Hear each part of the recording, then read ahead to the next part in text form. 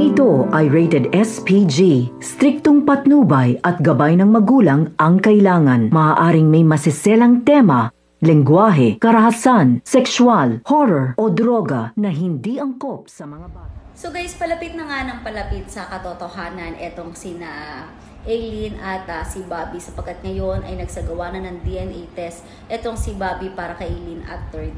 At nakita naman ito pag-uwi niya na etong si Alexa ay tila ba inaasikaso ang kanyang anak, at natatawa-tawa na lamang siya, at sinabihan nga niya si Alexa na talagang bilib na bilib siya kung gaano kagaling itong umarte, at sinabi pa nga nito na kung siya kay Alexa ay talagang lulubusin na niya ang pagkakataong ito dahil maaari na ngayon na ang huling pagkakataon na makita at makasama niya itong si Thirdy bilang kanyang anak.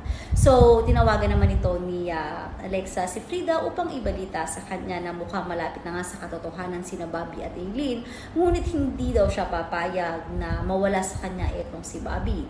Samantalang nagkita naman sina Aileen at Bobby, at doon inamin na nga ni Bobby ang resulta ng DNA test, at napag-alaman na talaga nila at kumpirmado na si Thirdy ay anak ni Aileen at ni Bobby. At tuwang-tuwa naman talaga itong si Aileen, at sa wakas magkakaroon na siya ng dahilan upang bawinin ang kanyang anak mula nga kay Alexa. Yun ang mga dapat nating abangan dito nga lang sa The Seed of Love.